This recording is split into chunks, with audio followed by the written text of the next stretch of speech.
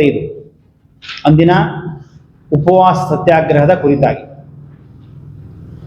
ಹಲವಾರು ಮಾಧ್ಯಮಗಳಲ್ಲಿ ಮುಖಪಟದಲ್ಲಿ ವರದಿ ಬಂದರೂ ಕೂಡ ನಾವೇ 2 ಬಾರಿ ಪತ್ರಿಕಾಗೋಷ್ಠಿಯನ್ನು ಮಾಡಿ ಮಾನ್ಯ ಶಾಸಕರಲ್ಲಿ ವಿನಂತಿ ಮಾಡಿದ್ರು ಕೂಡ ನಮ್ಮ ಜನಪ್ರಿಯ ಶಾಸಕರಾದಂತಹ ಭೀಮಣ್ಣ ನಾಯಕರವರು ಮೌನವಾಗಿರುವಂಥದ್ದು ನಮಗೆಲ್ಲರಿಗೂ ಕೂಡ ದಿಗ್ಭ್ರಮೆ ತರಿಸಿದೆ. ನಾವು ಪ್ರಶ್ನೆಯನ್ನ ಮಾಡಿದ ಕೂಡಲೇ ಒಬ್ಬ ವ್ಯಕ್ತಿ ಆತ ಪ್ರಶ್ನೆ ಮಾಡಿದ್ದಾನೆ ಅಂದ ತಕ್ಷಣ ಅವನನ್ನ ಒಂದು ಪಕ್ಷಕ್ಕೆ ಸೀಮಿತವಾಗಿ ಮಾಡುವಂಥದ್ದು, ಅವನನ್ನು ಒಂದು ಜಾತಿಗೆ ಸೀಮಿತವಾಗಿ ಮಾಡುವಂಥದ್ದು, ಅವನ ಬಗ್ಗೆ ತೇಜೋವಧೆ ಮಾಡುವಂಥದ್ದು, ಸಾಮಾಜಿಕ ಜಾಲತಾಣಗಳಲ್ಲಿ ಆ ವ್ಯಕ್ತಿಯ ಬಗ್ಗೆ ಅಪಪ್ರಚಾರ ಮಾಡುವಂಥದ್ದು ಅಕ್ಷಮ್ಯ ಅಪರಾಧವಾಗಿದೆ. ಆಗಿದ್ದರಿಂದಾಗಿ ಸಿರಸಿ ಜನ ಅತ್ಯಂತ ಆತಂಕಗೊಂಡಿದ್ದಾರೆ. ಎಲ್ಲಿ ನಮ್ಮ ಕೈ ತಪ್ಪು ಹೋಗ್ಬಿಡುತ್ತು ಅನ್ನುವಂಥದ್ದು ಎಲ್ಲರಿಗೂ ಕೂಡ ಆತಂಕ ಕಾಡ್ತಾ ಇದೆ. ಇವತ್ತಿನ ದಿವಸ ನಾವೆಲ್ಲರೂ ಕೂಡ ಪಕ್ಷಾತೀತವಾಗಿ ಯಾವುದೇ ಒಂದು ಪಕ್ಷಕ್ಕೆ ಸೀಮಿತವಾಗದೆ ನಾವು ಈ ಹೋರಾಟವನ್ನು ಮಾಡ್ತಾ ಇದ್ದೇವೆ. ಮತ್ತು ನಮಗೆ ಇದು ಸತ್ಯಾಸತ್ಯತೆಯನ್ನ ಶಾಸ್ತ್ರ ತಿಳಿಸ್ಕೊಡ್ಬೇಕು ಅಂತ ಕೇಳ್ತಾ ಇದ್ದೇವೆ. ಯಾಕೆ ಅಂತಂದ್ರೆ 2 ಹೇಳಿಕೆ ಪ್ರತ್ಯೇಕವಾಗಿರುವಂಥದ್ದು. ಮತ್ತೆ ಇನ್ನೊಂದು ವಿಚಾರ, 44 ಕೋಟಿಯನ್ನು ತಾವು ತಂದಿದ್ದೇವೆ ಅಂತ ಹೇಳಿ ಕೆಲವು ಜನ ನಾನು ಕೇಳಿದ್ದೇನೆ. ಶಾಸಕರು ಇದ್ರ ಬಗ್ಗೆ ಎಲ್ಲೂ ಕೂಡ ಹೇಳಿಲ್ಲ. ಬೇರೆ ಯಾವುದೂ ಕೂಡ ಅಧಿಕೃತ ಹೇಳಿಕೆ ಅಲ್ಲ. ಆದ್ರೂ ಕೂಡ ನಾವು ಉತ್ತರ ಕೊಡ್ತಾ ಇದ್ದೇನೆ. ನಾವು ಕೇಳಿದ್ದು ಯಾರಿಗೆ? ಶಾಸಕರಿಗೆ. ಶಾಸಕರು ಹೇಳಬೇಕು ಅಥವಾ THO ಬಂದು ಹೇಳಬೇಕು ಅಥವಾ ವೈದ್ಯಾಧಿಕಾರಿ ಬಂದು ಹೇಳಬೇಕೇ ವಿನಃ ಬೇರೆ ಯಾರು ಮಾತಾಡಿದ್ರು ಕೂಡ ಅದು ವ್ಯಾಲಿಡ್ ಅಲ್ಲ. ಆದ್ರಿಂದ ಅದಕ್ಕೆ ಯಾವುದಕ್ಕೂ ಕೂಡ ನಾವು ಉತ್ತರ ಕೊಡ್ಲಿಕ್ಕೆ ಹೋಗೋದಿಲ್ಲ. ನಾ ಈ ವೇದಿಕೆಯಲ್ಲಿ ರಾಜಕೀಯವನ್ನು ಮಾತಾಡ್ಲಿಕ್ಕೆ ಹೋಗೋದಿಲ್ಲ. ರಾಜಕೀಯವನ್ನು ಮಾತಾಡಿ ವಿಷಯ ಡೈವರ್ಟ್ ಮಾಡ್ಲಿಕ್ಕೆ ನನಗೆ ಇಷ್ಟ ಇಲ್ಲ.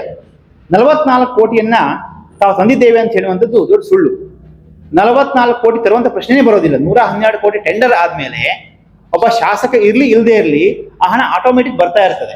ಕೆಲಸ ಮಾಡಬೇಕು, ಆ ಗುತ್ತಿಗೆದಾರ ಆ ಬಿಲ್ ಅನ್ನ ಹಾಜರು ಮಾಡಬೇಕು ಸಂಬಂಧಪಟ್ಟ ಇಲಾಖೆಗೆ, ಆ ಹಣ ಬರ್ತಾ ಇರ್ತದೆ. ಮತ್ತೆ ಇವ್ರು ತರೋದೇನಿದೆ? ಇವ್ರ ಕೈ ದುಡ್ಡನ್ನು ಯಾರು ಕೊಟ್ರು?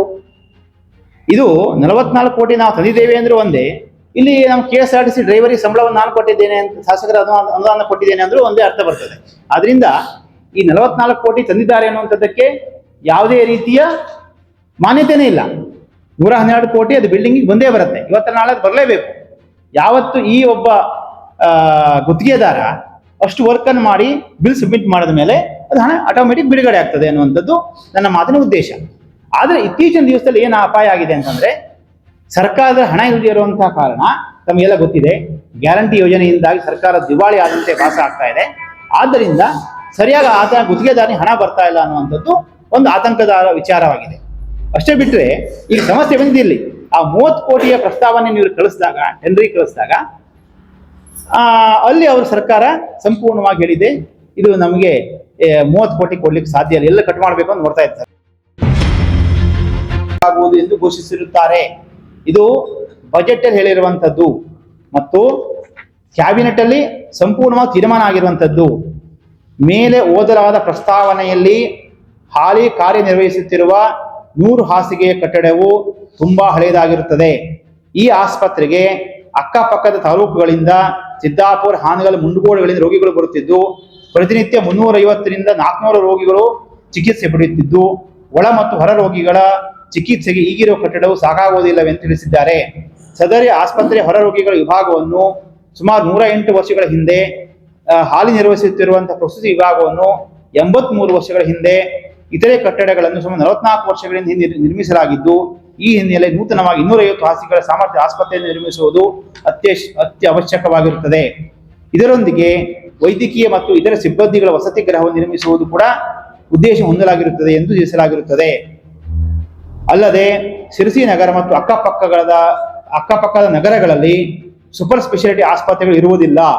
ಉನ್ನತ ತುರ್ತು ಚಿಕಿತ್ಸೆಗಾಗಿ, ಕೆಲವು ದ್ವಿತೀಯ ಮತ್ತು ತೃತೀಯ ಹಂತದ ಚಿಕಿತ್ಸೆಗಾಗಿ ರೋಗಿಗಳನ್ನು 125 ಕಿಲೋಮೀಟರ್ ದೂರದ ಕಿಮ್ಸ್ ಆಸ್ಪತ್ರೆ ಹುಬ್ಬಳ್ಳಿ ಕಳಿಸಬೇಕಾಗಿರುತ್ತದೆ. ಚಿಕಿತ್ಸೆಗಾಗಿ ಸಾಗಿಸುವ ಅನೇಕ ಸಂದರ್ಭದಲ್ಲಿ ತುರ್ತು ಚಿಕಿತ್ಸೆ ಅಗತ್ಯ ಇರುವ ರೋಗಿಗಳು ಮಾರ್ಗ ಮಧ್ಯದಲ್ಲಿಯೇ ಸಾವನ್ನಪ್ಪುತ್ತಿದ್ದ ಪ್ರಕರಣಗಳು ದಾಖಲಾಗಿರುವುದಾಗಿ ತಿಳಿಸಿದ್ದಾರೆ. ಸಿರ್ಸಿ ನಗರವು ಉತ್ತರ ಕನ್ನಡ ಜಿಲ್ಲೆಯ ಆಡಳಿತಾತ್ಮಕ ಕೇಂದ್ರವಾಗಿರುತ್ತದೆ.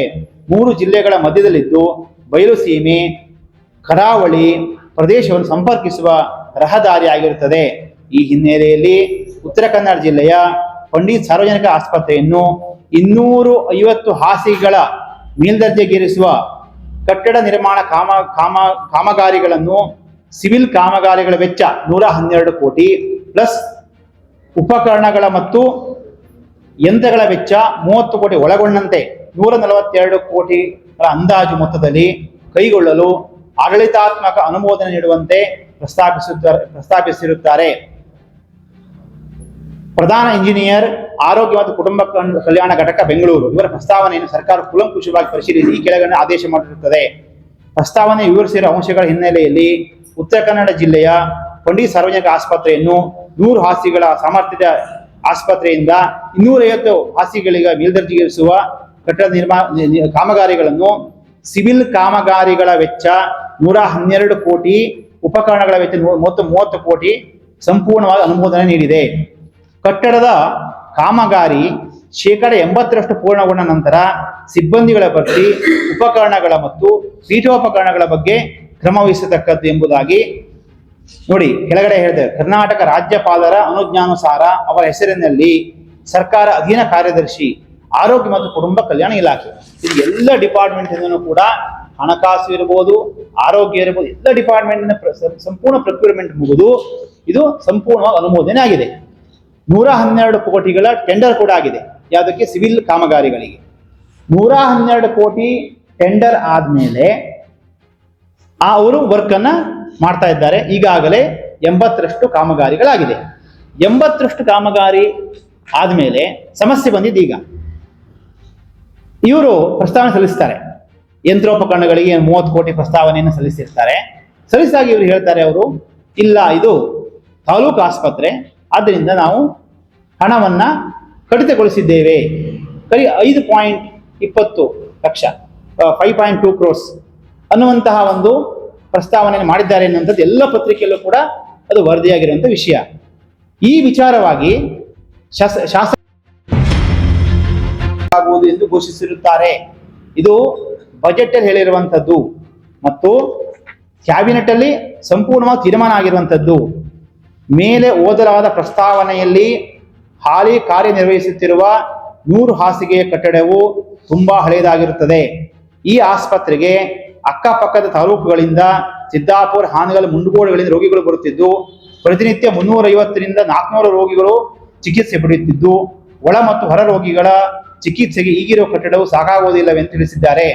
ಸದರಿ ಆಸ್ಪತ್ರೆ ಹೊರ ರೋಗಿಗಳ ವಿಭಾಗವನ್ನು ಸುಮಾರು 108 ವರ್ಷಗಳ ಹಿಂದೆ ಹಾಲಿ ನಿರ್ವಹಿಸುತ್ತಿರುವಂತಹ ಪ್ರಸ್ತುತಿ ವಿಭಾಗವನ್ನು 83 ವರ್ಷಗಳ ಹಿಂದೆ, ಇತರೆ ಕಟ್ಟಡಗಳನ್ನು ಸುಮಾರು 44 ವರ್ಷಗಳಿಂದ ಹಿಂದೆ ನಿರ್ಮಿಸಲಾಗಿದ್ದು ಈ ಹಿನ್ನೆಲೆ ನೂತನವಾಗಿ 250 ಹಾಸಿಗೆಗಳ ಸಾಮರ್ಥ್ಯ ಆಸ್ಪತ್ರೆಯನ್ನು ನಿರ್ಮಿಸುವುದು ಅತ್ಯವಶ್ಯಕವಾಗಿರುತ್ತದೆ. ಇದರೊಂದಿಗೆ ವೈದ್ಯಕೀಯ ಮತ್ತು ಇತರ ಸಿಬ್ಬಂದಿಗಳ ವಸತಿ ಗೃಹವನ್ನು ನಿರ್ಮಿಸುವುದು ಕೂಡ ಉದ್ದೇಶ ಹೊಂದಲಾಗಿರುತ್ತದೆ ಎಂದು ತಿಳಿಸಲಾಗಿರುತ್ತದೆ. ಅಲ್ಲದೆ ಸಿರ್ಸಿ ನಗರ ಮತ್ತು ಅಕ್ಕಪಕ್ಕದ ನಗರಗಳಲ್ಲಿ ಸೂಪರ್ ಸ್ಪೆಷಾಲಿಟಿ ಆಸ್ಪತ್ರೆಗಳು ಇರುವುದಿಲ್ಲ.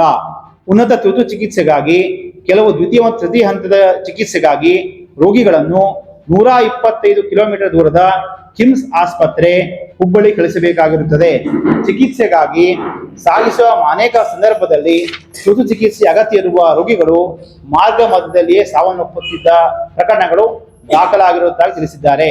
ಸಿರ್ಸಿ ನಗರವು ಉತ್ತರ ಕನ್ನಡ ಜಿಲ್ಲೆಯ ಆಡಳಿತಾತ್ಮಕ ಕೇಂದ್ರವಾಗಿರುತ್ತದೆ. 3 ಜಿಲ್ಲೆಗಳ ಮಧ್ಯದಲ್ಲಿದ್ದು ಬಯಲುಸೀಮೆ ಕರಾವಳಿ ಪ್ರದೇಶವನ್ನು ಸಂಪರ್ಕಿಸುವ ರಹದಾರಿಯಾಗಿರುತ್ತದೆ. ಈ ಹಿನ್ನೆಲೆಯಲ್ಲಿ ಉತ್ತರ ಕನ್ನಡ ಜಿಲ್ಲೆಯ ಪಂಡಿತ್ ಸಾರ್ವಜನಿಕ ಆಸ್ಪತ್ರೆಯನ್ನು 250 ಹಾಸಿಗೆಗಳ ಮೇಲ್ದರ್ಜೆಗೇರಿಸುವ ಕಟ್ಟಡ ನಿರ್ಮಾಣ ಕಾಮಗಾರಿಗಳನ್ನು ಸಿವಿಲ್ ಕಾಮಗಾರಿಗಳ ವೆಚ್ಚ 112 ಕೋಟಿ ಪ್ಲಸ್ ಉಪಕರಣಗಳ ಮತ್ತು ಯಂತ್ರಗಳ ವೆಚ್ಚ 30 ಕೋಟಿ ಒಳಗೊಂಡಂತೆ 142 ಕೋಟಿಗಳ ಅಂದಾಜು ಮೊತ್ತದಲ್ಲಿ ಕೈಗೊಳ್ಳಲು ಆಡಳಿತಾತ್ಮಕ ಅನುಮೋದನೆ ನೀಡುವಂತೆ ಪ್ರಸ್ತಾಪಿಸಿರುತ್ತಾರೆ. ಪ್ರಧಾನ ಇಂಜಿನಿಯರ್, ಆರೋಗ್ಯ ಮತ್ತು ಕುಟುಂಬ ಕಲ್ಯಾಣ ಘಟಕ, ಬೆಂಗಳೂರು ಇವರ ಪ್ರಸ್ತಾವನೆಯನ್ನು ಸರ್ಕಾರ ಕೂಲಂಕುಷವಾಗಿ ಪರಿಶೀಲಿಸಿ ಈ ಕೆಳಗಡೆ ಆದೇಶ ಮಾಡಿರುತ್ತದೆ. ಪ್ರಸ್ತಾವನೆ ವಿವರಿಸಿರುವ ಅಂಶಗಳ ಹಿನ್ನೆಲೆಯಲ್ಲಿ ಉತ್ತರ ಕನ್ನಡ ಜಿಲ್ಲೆಯ ಪಂಡಿತ್ ಸಾರ್ವಜನಿಕ ಆಸ್ಪತ್ರೆಯನ್ನು 100 ಹಾಸಿಗೆಗಳ ಸಾಮರ್ಥ್ಯದ ಆಸ್ಪತ್ರೆಯಿಂದ 250 ಹಾಸಿಗೆಗಳಿಗೆ ಮೇಲ್ದರ್ಜೆಗೇರಿಸುವ ಕಟ್ಟಡ ಕಾಮಗಾರಿಗಳನ್ನು ಸಿವಿಲ್ ಕಾಮಗಾರಿಗಳ ವೆಚ್ಚ 112 ಕೋಟಿ, ಉಪಕರಣಗಳ ವೆಚ್ಚ 30 ಕೋಟಿ ಸಂಪೂರ್ಣವಾಗಿ ಅನುಮೋದನೆ ನೀಡಿದೆ.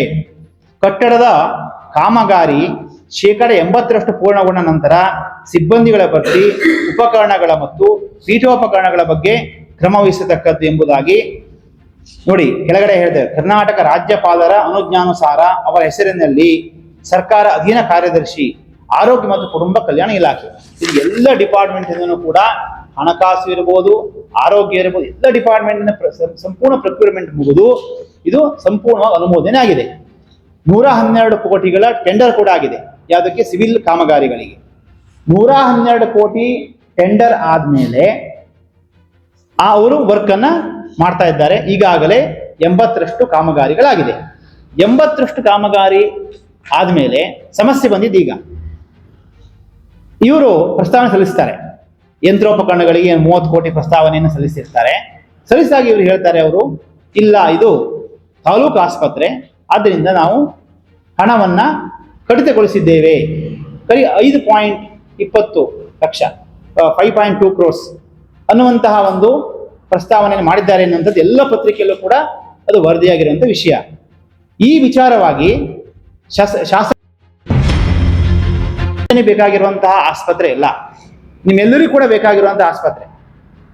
ನಿಮಗೆ ಆಸ್ಪತ್ರೆ ಬೇಕು, ನಾಳೆ ಒಂದು MRI ಸ್ಕ್ಯಾನಿಂಗ್ ಉಚಿತವಾಗಿ ನೀವು ಮಾಡಿಸ್ಕೊಳ್ಬೇಕು, ಅಥವಾ CT ಸ್ಕ್ಯಾನ್ ನೀವು ಉಚಿತವಾಗಿ ಮಾಡಿಸ್ಕೊಳ್ಬೇಕು, ಹಾರ್ಟ್ ಆಪರೇಷನ್ ಉಚಿತವಾಗಿ ಮಾಡಿಸ್ಕೊಳ್ಬೇಕು, ನಿಮಗೆ ನಿಮ್ಮ ಕುಟುಂಬದ ಯಾರೋ ಸದಸ್ಯರು ಹುಬ್ಬಳ್ಳಿ ಮಾರ್ಗ ಮಧ್ಯದಲ್ಲಿ ಹೋಗ್ಬೇಕಾದ್ರೆ ಸಾವನ್ನು ಒಪ್ಪಬಾರದು, ಟ್ರಾಮಾ ಸೆಂಟರ್ ಇಲ್ಲೇ ಸಿಗಬೇಕು ಅಂತಂದ್ರೆ ದಯವಿಟ್ಟು ಬನ್ನಿ. ಇಲ್ಲ ಅಂದ್ರೆ ನೀವಲ್ಲೇ ಪೇಪರಲ್ಲಿ ನೋಡಿ ಮನೆಯಲ್ಲೇ ಕೂತ್ಕೊಳ್ಳಿ ಅಂತ ಹೇಳಿ ನಾನು ಮಾತು ಮುಗಿಸ್ತೇನೆ. ದಯವಿಟ್ಟು ಮತ್ತೊಮ್ಮೆ ಎಲ್ಲರಿಗೂ ಕೂಡ ಕೇಳ್ತಾ ಇದ್ದೇನೆ, ದಯವಿಟ್ಟು ನಮ್ಮ ಒಂದು ಹೋರಾಟಕ್ಕೆ ಕೈ ಜೋಡಿಸಿ ಅಂತ ಹೇಳಿ ಎಲ್ಲರೂ ಕೇಳ್ಕೊಂಡು ನನ್ನ ಪತ್ರಿಕಾಗೋಷ್ಠಿ ಮುಗಿಸ್ತೇನೆ.